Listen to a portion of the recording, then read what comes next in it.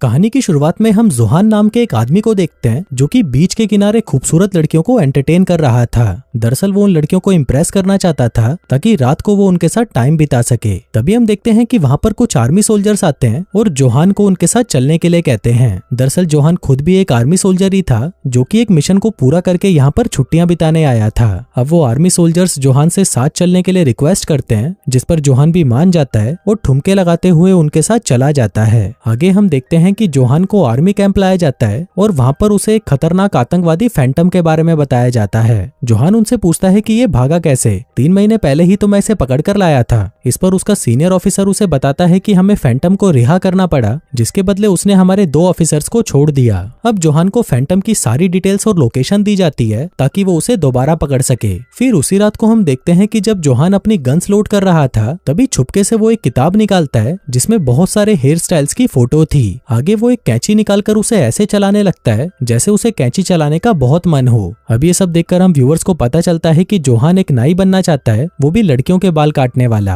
आगे जब जोहान अपने पेरेंट्स के साथ डिनर कर रहा था तभी वो उन्हें बताता है कि मैं आर्मी छोड़ना चाहता हूँ और एक हजाम बनना चाहता हूँ। वो कहता है कि मेरा बचपन से बस एक ही सपना है कि मैं लड़कियों के मुलायम मुलायम बाल काटूं। अब ये सुनते ही उसके पेरेंट्स शॉक्ड हो जाते हैं और पागलों की तरह हंसने लगते हैं। फिर अगली सुबह जोहान फैंटम को पकड़ने के लिए निकल जाता है। वो स्पाइडरमैन की तरह दीवारों पर कूदते हुए फैंटम के किले में घुस जाता है और उनके आदमियों को कुत्ते की तरह मारने लगता है। हम देखते हैं कि जोहान इतना ज्यादा ताकतवर था कि फैंटम का कोई भी आदमी उसके सामने टिक नहीं पाता। अब सभी आदमियों को मारने के बाद जोहान फैंटम के पास पहुंचता है जो कि खुद एक चमगादड़ की तरह छत से उल्टा लटका हुआ था। फैंटम उसे कहता है कि कोई भी मुझे पकड़ नहीं सकता क्योंकि मैं भाग रहा हूँ, और ये कहकर वो वहाँ से भाग जाता है। तभी जोहान भी उसे पकड़ने के लिए एक छलांग लगाता है, पर बाहर आते ही फैंटम उस पर आरपीजी से हमला कर देता है। लेकिन तभी जोहान एक बैकफ्लिप मारता है और उससे बच जाता है। तभी फैंटम एक जेट स्की चुरा लेता है और वहाँ से भागने लगता है, पर जोहान भी उसका पीछा नहीं छोड़ता और वो उसे पकड़ ही लेता है। अब फैंटम गुस्से में जोहान पर हमला करता है, पर जोहान उसे कहता है कि मुझे बिल्कुल भी दर्द नहीं होता।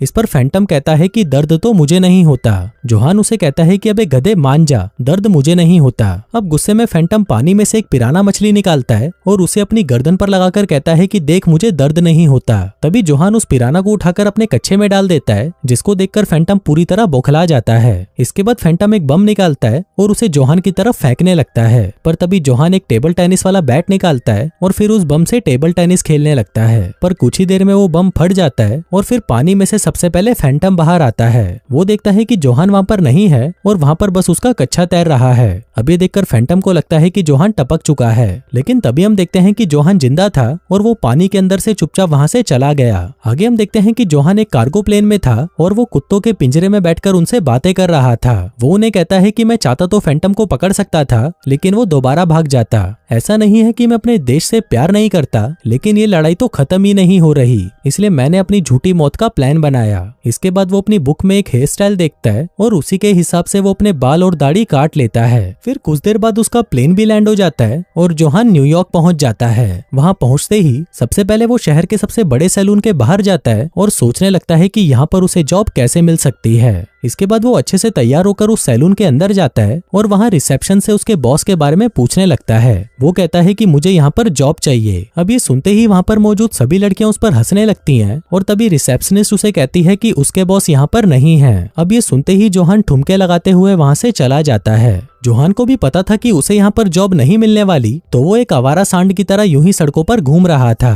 पर तभी वो देखता है कि सड़क पर एक कार वाला एक साइकिल वाले से झगड़ा कर रहा था, क्योंकि उसकी वजह से उस कार वाले की टक्कर एक ट्रक से हो गई थी। पर तभी जोहान उसके पास जाता है और उसे कुत्ते की तरह पीटने लगता है, जिसके बाद वो उसे फोल्ड करके वहीं पर छोड़ देता है। अब ये देखकर वो साइकिल वाला आदमी, जिसका नाम माइकल होता है, वो बहुत ज्यादा खुश हो जाता है और जोहान को अपने घर ले आता है। फिर वो सभी साथ में डिनर करने लगते हैं और फिर डिनर के बाद जब माइकल अपनी मॉम को ढूंढने जाता है तो वो देखता है कि जोहान उसकी मॉम के साथ इंटीमेट हो रहा था। अब ये देखकर माइकल का दिमाग खराब हो जाता है और वो जोहान से कहता है कि तुम एक दिन का भी वेट नहीं कर सकते थे क्या। अब क्योंकि माइकल का मूड ऑफ था, इसलिए जोहान उसका मूड ठीक करने के लिए उसे क्लब में ले जाता है। फिर क्लब में जोहान को एक आदमी मिलता है जिसका नाम जोराट होता है। वो जोहान को पहचान लेता है और उससे बातें करने लगता है। तभी जोहान उसे कहता है कि मेरा नाम जोहान नहीं बल्कि जॉन है, लेकिन वो आदमी उसे कहता है कि नहीं, तुम जोहान ही हो। अब जोहान भी समझ जाता है कि ये आदमी उसके पीछे पड़ चुका है, इसलिए वो खुद ही उसे सब कुछ सच बता देता है। इसके बाद जोराट उसे एक कार्ड निकाल कर देता है जो कि एक इलेक्ट्रॉनिक शॉप का था।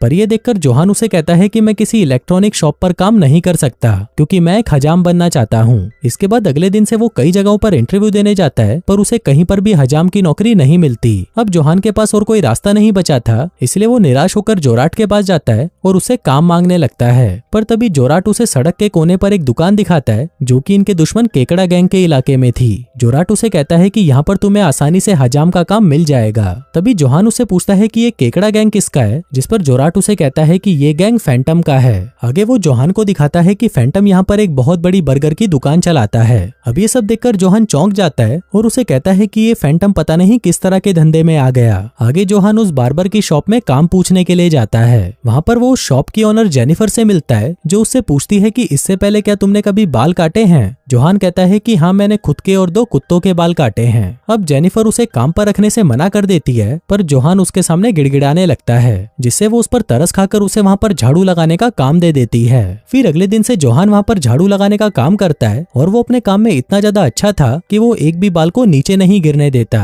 अब कुछ दिनों तक जोहान ऐसे ही काम करता है और फिर एक दिन उस सैलून की रिसेप्शनिस्ट कहती है कि उनकी एक लड़की ने काम छोड़ दिया है। अब ये सुनते ही जोहान खुशी से नाचने लगता है और जेनिफर से कहता है कि मैं इस लड़की का काम करने के लिए तैयार हूँ। अब पहले तो जेनिफर उसे ऐसा करने से मना कर देती है, पर जोहान के बार बार रिक्वेस्ट करने पर वो मान जाती है और उसे एक बुढ़िया के बाल काटने के लिए कहती है। अब इसे जोहान बहुत ज्यादा खुश था और वो अपने छोटे सामान को उस बुढ़िया के सामने हिलाने लगता है। आगे वो एक बहुत ही नायाब तरीके से उस बुढ़िया के बालों को धोता है, जिससे उस बुढ़िया के अंदर ठरक जाग जाती है। फिर कटिंग के बाद जोहान उस बुढ़िया को एक कमरे में ले जाता है और उसके साथ इंटीमेट हो जाता है। अब उस बुढ़िया की चीखें सुनने के बाद वहाँ पर बैठी और भी बुढ़िया अपनी बारी के लिए बहुत ज्यादा एक्साइटेड हो जाती हैं। इसके बाद हम देखते हैं कि वो दोनों उस कमरे से बाहर निकलते हैं जहाँ पर वो बुढ़िया लंगड़ा कर चल रही थी, जिसका मतलब था कि जॉन ने उसका अच्छे से गेम बजाया था। अब इसके बाद से ही उस सैलून के बाहर बूढ़ी औरतों की लाइनें लग जाती हैं क्योंकि वो सभी जोहान के साथ इंटीमेट होना चाहती थी। वहीं जोहान भी ये मौका नहीं छोड़ता और उन सभी बुढ़ियों के साथ इंटीमेट होता है। वो एक एक करके सभी औरतों को चरम सुख की प्राप्ति दे रहा था और इतना ही नहीं, वो कभी कभी तो एक साथ 2-2 के साथ भी कर लेता था। अब अपने इसी टैलेंट से जोहान बहुत सारे पैसे कमाता है और उन सभी पैसों को जेनिफर को दे देता है। वहीं जेनिफर उन पैसों को वहाँ के लैंडलॉर्ड को दे देती है। अब ऐसे ही कुछ दिन बीत जाते हैं और फिर एक दिन हम देखते हैं कि जोहान और जेनिफर एक पार्क में घूमने जाते हैं। तभी जोहान जेनिफर से कहता है कि बातचीत करने से दोस्ती बढ़ती है और इंटीमेट होने से पहले दोस्ती करना बहुत जरूरी है, पर इस पर जेनिफर उसे मना कर देती है और कहती है कि ऐसा कुछ नहीं होने वाला, मैं तो बस तुम्हें यहाँ पर घुमाने लाई थी। फिर अगले दिन हम देखते हैं कि जोहान एक बुढ़िया को सर्विस देने के लिए रूम में लेके जाता है, जहाँ पर बुढ़िया उसे कहती है कि जल्दी शुरू हो जाओ। अब जोहान अपनी पूरी जान लगा देता है, लेकिन वो उसके साथ इंटीमेट नहीं हो पाता।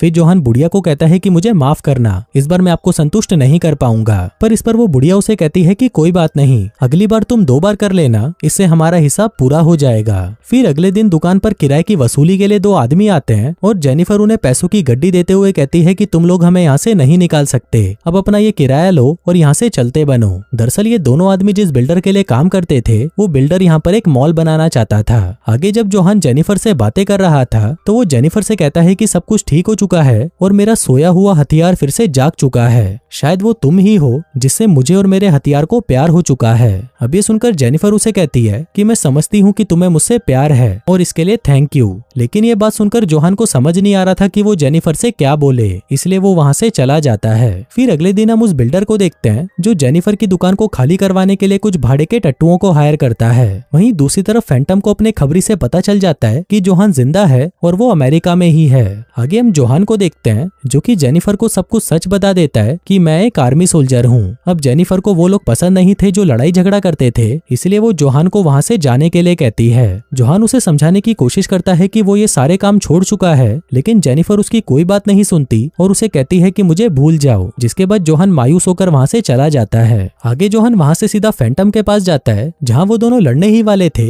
कि तभी वहाँ पर जोहान को माइकल का कॉल आता है जो उसे बताता है कि कुछ लोगों ने दुकान पर आग लगा दी है। अब ये सुनते ही फैंटम और जोहान दोनों ही वहाँ पर पहुंच जाते हैं, पर वो गधा फैंटम बिना किसी की मदद के आग बुझाने के लिए अकेला ही अंदर चला जाता है। तभी वहाँ पर जोहान आता है और वो एक रेस्टोरेंट से चटनी की एक टंकी को लेकर उसे आग पर छिड़कता है और उसे बुझा देता है। इसके बाद फैंटम बाहर आता है और वो जोहान से पूछता है कि तुमने मेरी मदद क्यों करी, जिस पर जोहान उसे कहता है कि मैं अब इस लड़ाई से थक चुका हूँ और मैंने लड़ना भी बंद कर दिया है। फिर फैंटम वहीं पर उसे मारने लगता है, पर जोहान इसके बदले में उसे कुछ नहीं कहता। तभी वहाँ पर जेनिफर आ जाती है और फैंटम से कहती है कि वो लड़ना नहीं चाहता।